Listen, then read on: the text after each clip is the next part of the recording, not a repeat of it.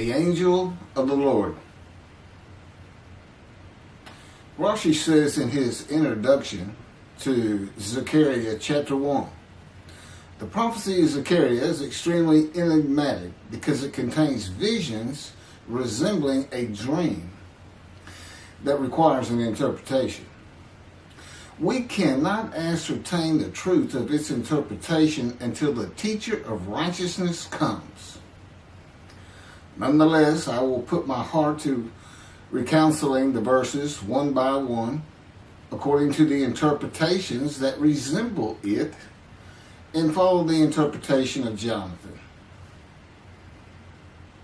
This is God's test for the Jewish people, in particular the Jewish leaders. God's test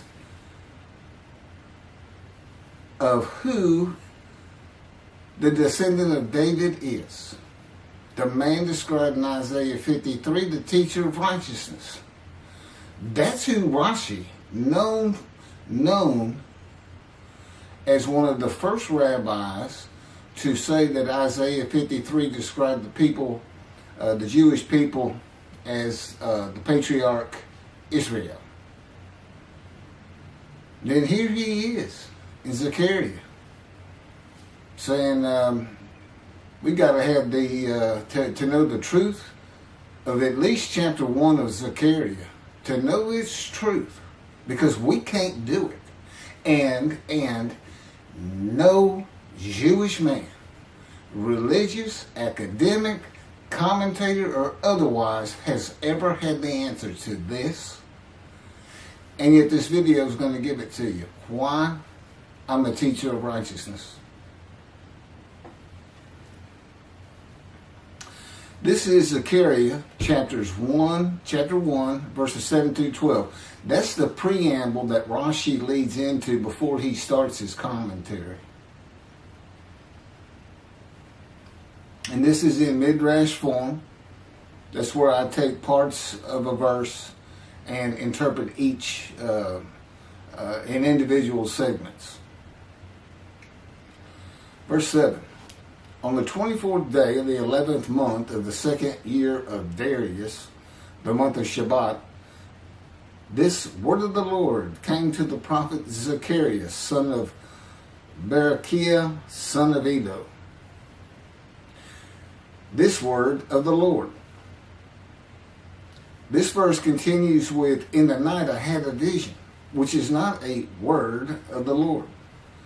The word of the Lord coming to Zechariah means the messenger of the words of God has come to Zechariah, who is the angel of God's presence, and the word of the Lord. Literally, that's his name.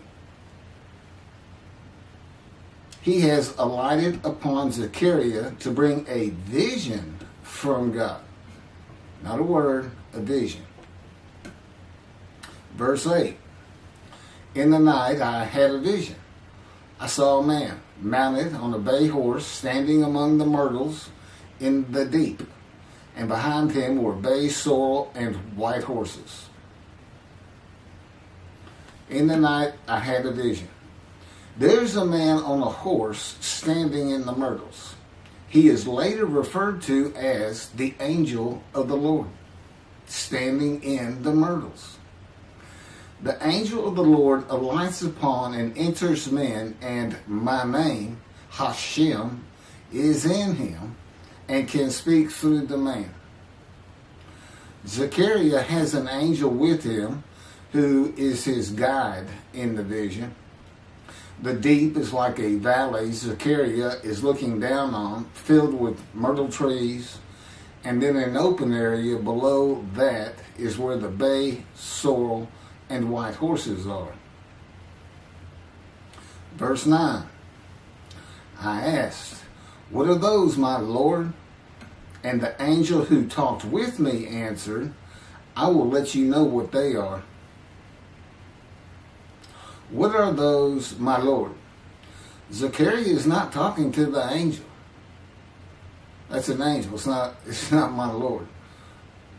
Who answered, but who never lets him know what they are. he is asking the man standing among the myrtles on a bay horse about the horses in the open area and calls him my Lord. Verse 10. Then the man who was standing among the myrtles spoke up and said, these were sent out by the Lord to roam the earth. Then the man who was standing among the myrtles spoke up and said, again, this is Midrash form. Okay, so the man standing in the myrtles answers the question of Zechariah, not the angel who is with Zechariah. Verse 11, and in fact, they reported to the angel of the Lord, who was standing among the myrtles. We have roamed the earth and have found all the earth dwelling in tranquility. And it's just like a dream. We have horses talking. You know, there could have been birds. Anything that can go far and go a long ways out and then come back. In this case, for this story or for this dream that was given Zechariah, it's horses. And in fact, they reported to the angel of the Lord. They who reported are the horses who had gone to and fro throughout the earth, and they spoke the report to the angel of the Lord, who was standing among the myrtles. The angel of the Lord, who was standing among the myrtles, has alighted upon and entered the man standing amongst the myrtles. The angel of the Lord is using this man as his visible presence. You cannot see the angel of the Lord. Just as he once used a burning bush for his visible presence, and God spoke through him to Moses. Not just as his visible presence, he also used the man to say, these were sent out by the Lord to roam the earth. In other words, it sounded like the answer was coming from this man. But it's coming from the angel of the Lord, and God is in that angel, his presence. Because that's the angel of his presence. You can find that in Isaiah chapter 63. I don't recall the verse. I never see anything on the angel of his presence. Wherever God's presence is, the presence that enters the temple, I never hear any mention of the angel that has to be with him. Why? It's the angel of his presence, who is the angel of the Lord. Yeah, I believe, and I'm not certain about this, but I've heard it at least one or two times, and that is Christianity believes the angel of the Lord is Jesus Christ. Thereupon the angel of the Lord exclaimed, O Lord of hosts, how long will you withhold pardon from Jerusalem and the towns of Judah, which you placed under a curse 70 years ago? Thereupon the angel of the Lord exclaimed. Okay, so the angel of the Lord exclaimed through the man. Zechariah heard the words come from the man standing in the myrtles. It is the only way Zechariah could have heard the words.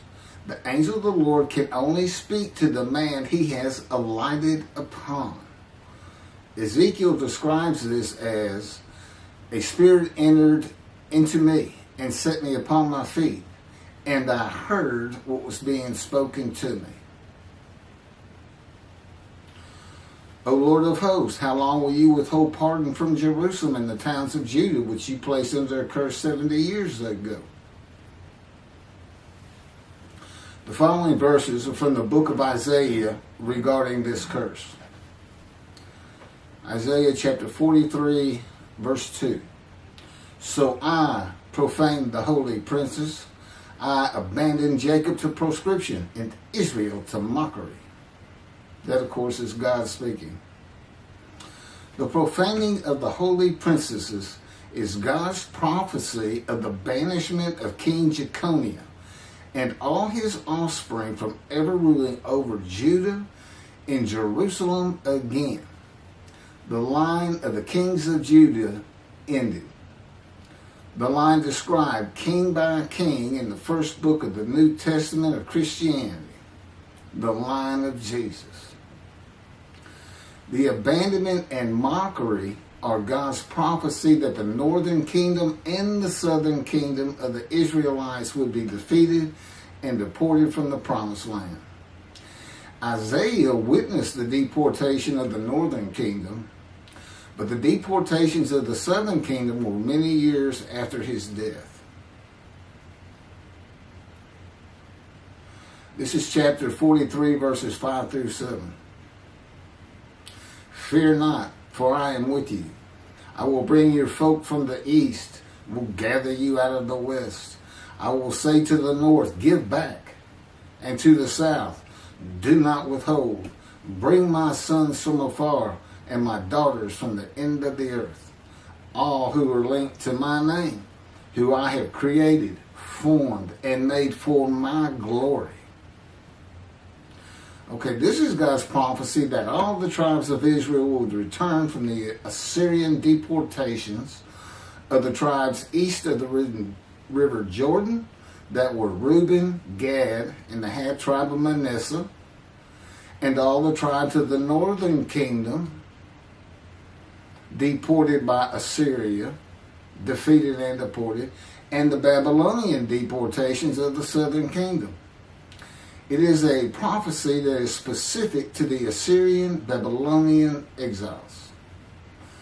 This prophecy was fulfilled according to the books of Ezra and Nehemiah and their account of all 13 tribes returning to the southern kingdom of the lands of Benjamin and Judah. Jerusalem is within the lands of Benjamin, and his lands are considered part of the kingdom of Judah, since that is where the kings of Judah rule from. 10 tribes being lost and not returning is a myth. When the 7th month arrived, the Israelites being settled in their towns, the entire people assembled as one man in Jerusalem, as the man Israel, all of them. When the people Israel gather as one man, it is all 12 tribes who were allotted lots of the promised land, and the Levites, they did not receive a portion. They were allowed to go from lot to lot, tribe to tribe, and everybody was supposed to take care of them. The Levites, that would be Levi, the son Levi, the priestly tribe without an allotment of the promised lands. Judahites and Benjaminites alone are not Israel, though all references to Israelites would include them. All of Israel had returned together to Jerusalem and Judah, mindful of the imported Gentiles in the northern kingdom, imported by the Assyrians, many of whom tried to stop the building of the second temple. This is why everybody returning, all 13 tribes, all went to Judah. The northern kingdom was occupied by Gentiles, I would assume Assyrians and Arabs.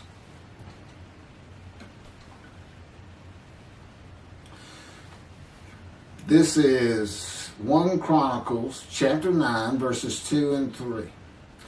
The first to settle in their towns on their property were Israelites, priests, Levites, and temple servants, while some of the Judahites and some of the Benjamites and some of the Ephraimites and Manassesites settled in Jerusalem.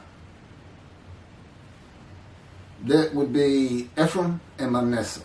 Manasseh was such a large tribe, it had to be broken in. It was broken in two. Half of it set up, their allotment was east of the river Jordan by about where Edom would be.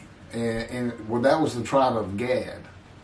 Not Edom, Gilead, where the Tishbite, Elijah, the Gentile, was an inhabitant.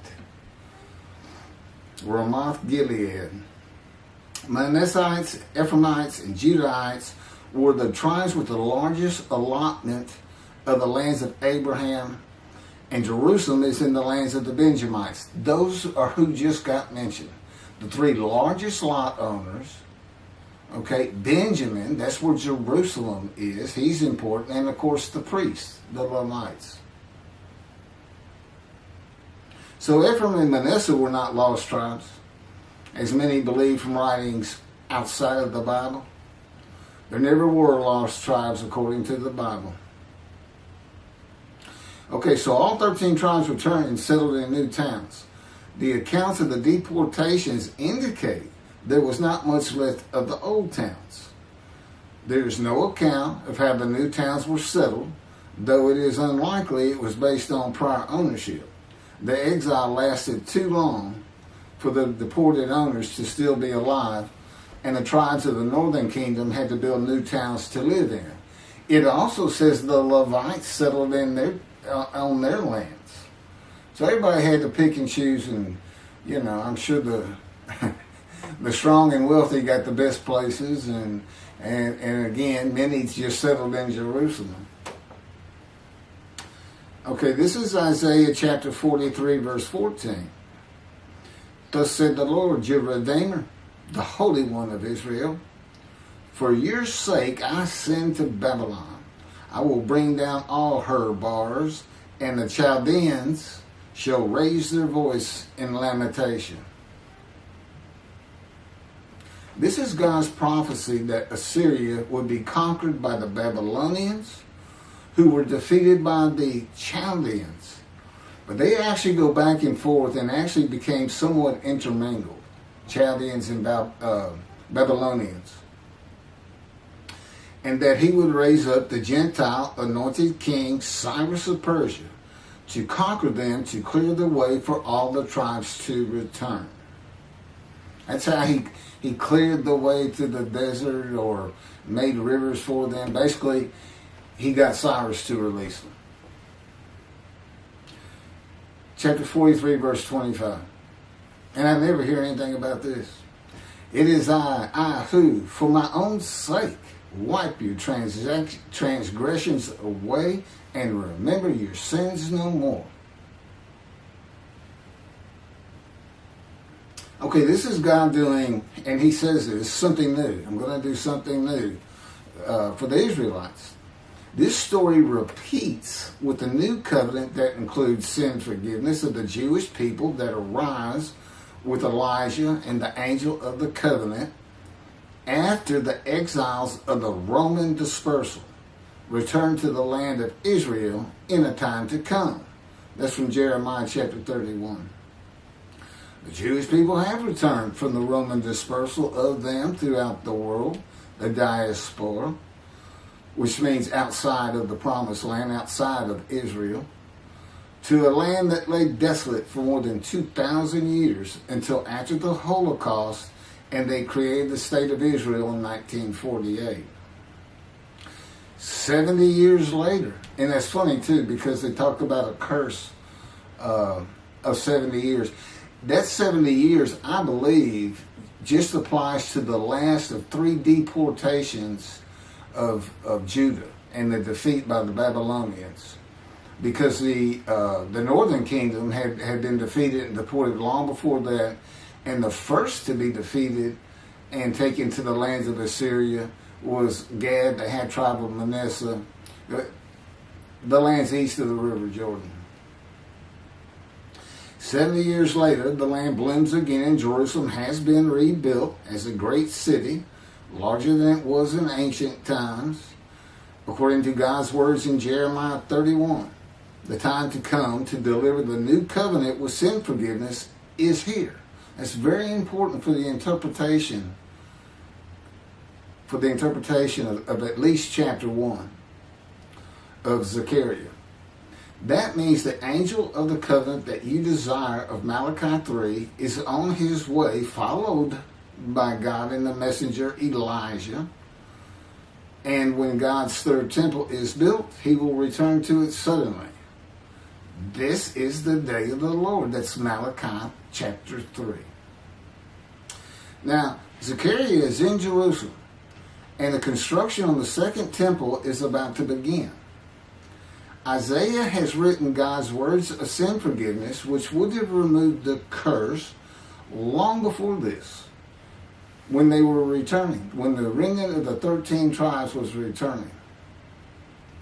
And the angel of the Lord proclaims, O Lord of hosts, How long will you withhold pardon from Jerusalem and the towns of Judah, which you placed under a curse 70 years ago? Okay, this vision of Zechariah and the words of the angel of the Lord through the man standing in the myrtles regarding the curse 70 years ago is to make Zechariah think and try to understand why the angel of the Lord would say this. From his perspective, the curse was lifted.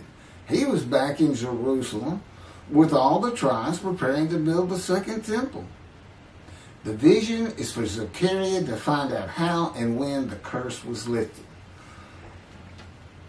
And that's important today, because this is the day of the Lord. The new covenant is here, and every single Jew throughout the world is forgiven of their sins right now. And that message has been given to me to be delivered. And it's not getting out there. It's just not getting out there, and that's what happened here. Because if you read Ezra and Nehemiah, it's clear they had no idea that their slates had been claimed. And sitting and continue, once you know that God has just said, okay, I'm not going to remember any of that. Let's all start fresh. I'm here with the covenant of friendship. Let's everybody start being observant Jews. Okay? Which would include going to Yom Kippur. Having a slate clean does not mean you have a lifetime now of sin forgiveness. The books of Ezra and Nehemiah reveal, this is how God had me write it down. This is from the book, Isaiah 53, in the day of the Lord, that was dictated to me. The books of Ezra and Nehemiah reveal that the 13 tribes did not know they had been forgiven. Right. We had to wait for the teacher of righteousness to know. And this is another thing I never see in this Messianic era that is taught, that is coming, is that God is with the descendant of David as he was with Moses. I mean, just right there with him.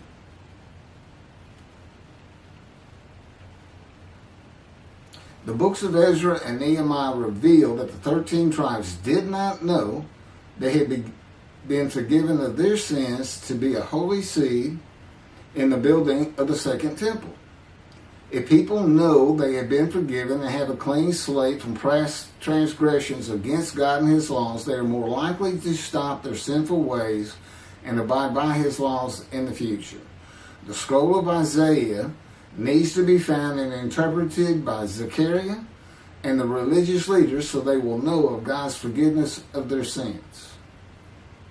God will be returning before the temple is built. That would be the third temple, to test the devotion of His righteous servant and make him suitable for His purpose, which might prosper. That includes the building of the third temple.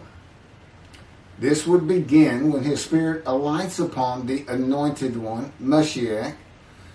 His presence with His righteous servant will be necessary for the temple to be rebuilt. Islam will not freely hand over their third most holy site to Israel and abandon the Dome of the Rock Mosque, a mosque that sits on the Temple Mount purchased by King David for God, the most holy site of the Jewish people. With God is the angel of His presence who is already on the way. You want me to skip that? Okay, this has been covered in other videos more than once.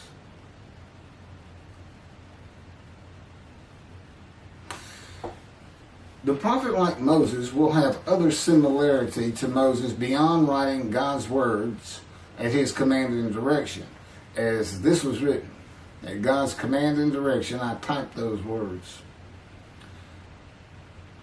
To the greatest degree possible for any human being, Moshe's identity and existence became one with the Creator.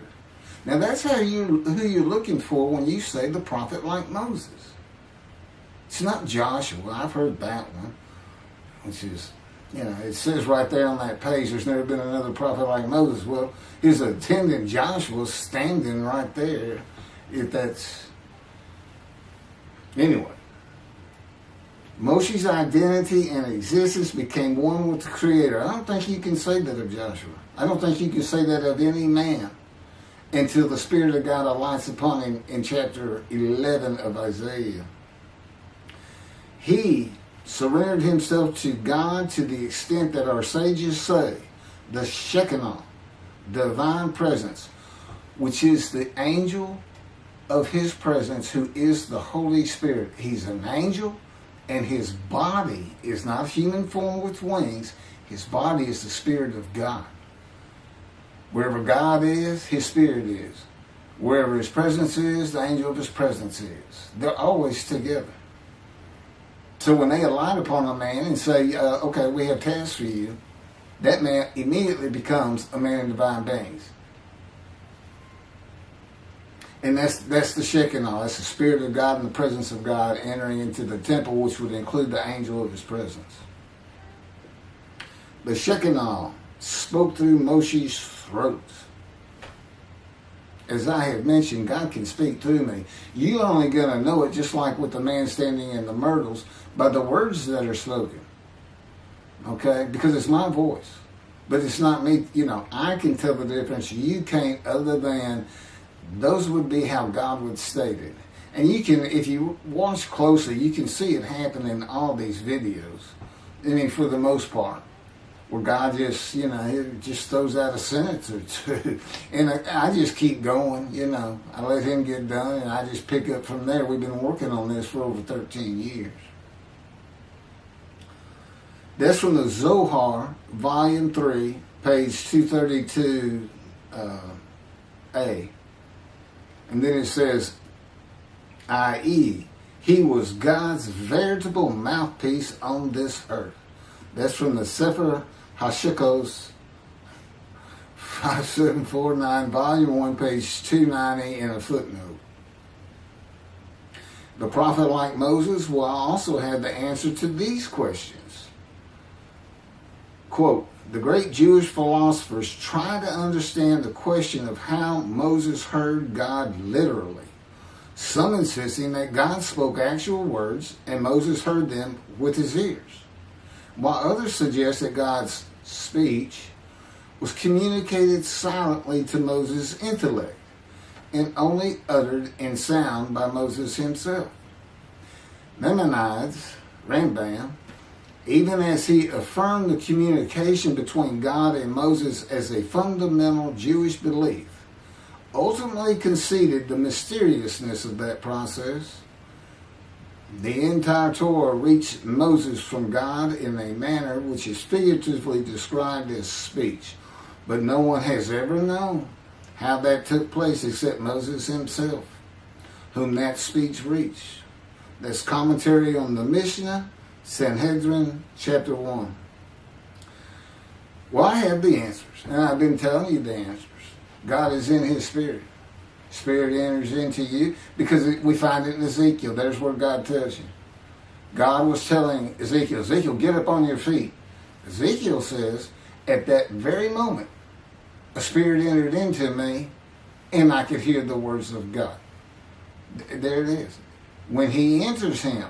Now, he's not hearing that through his ears. There's the first question answered. It's not to your ears.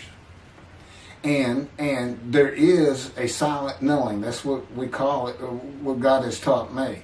Now, generally, I just hear words as though they came in through my ears and they're in my mind, as though my eyes and my ears have perceived.